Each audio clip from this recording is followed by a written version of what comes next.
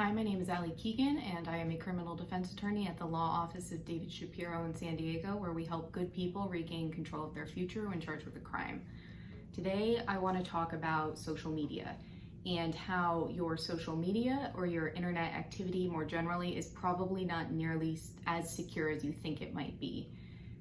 You always hear people caution not to put anything in an email that you wouldn't want to be made public, or not to post anything on Facebook or Instagram or Twitter that you wouldn't want an employer to see. But all of that advice needs to be a lot stronger, and all of the consequences get much, much worse when it is law enforcement or a prosecutor poking through your social media.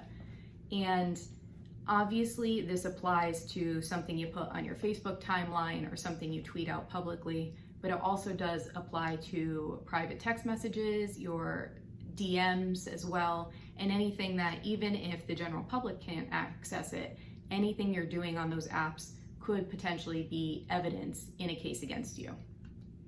So obviously we talk about Facebook, Instagram, Twitter, text messages, emails, all of the normal things that you typically know. If you're using them and you're posting on them, the information gets stored somehow. Even if you delete it, it sticks around, but you know that that's something that could be a cause for concern.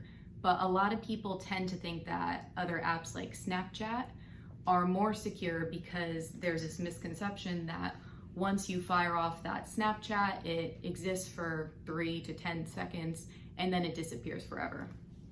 And unfortunately, that's not the case at all.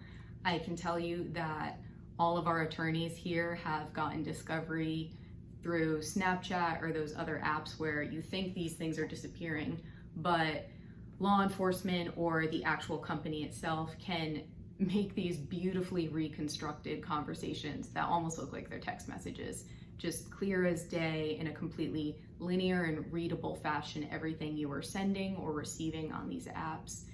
And it's not safer at all as far as your case is concerned, because there are still ways for people to access them. And it's important that people know that at the outset so that they're not flying blind thinking that they're in the clear because they used this particular app, when in fact it's no different than any of the others. And that's a big reason during your initial evaluation or consultation with me or any other member of our team, you're probably gonna have us ask you at some point, assume I took your phone right now and assume I was able to access everything, which includes obviously the stuff that's still in your phone, but also deleted messages, deleted websites, things that you might have watched or visited on incognito mode or any sort of private internet browsing. Assume I could get all of that. What might I find?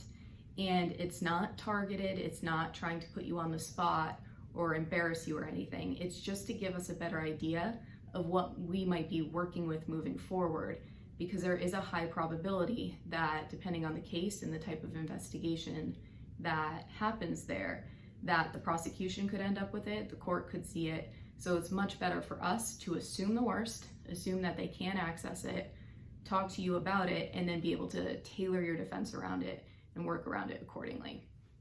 So if you are currently charged with a criminal offense and you are facing this type of discovery issue where things you might have said or done online are being used against you now, or if you think you might be under investigation or you're concerned about your potential internet activity, go ahead and give us a call to set up your consultation. Our phone number is 619-295-3555.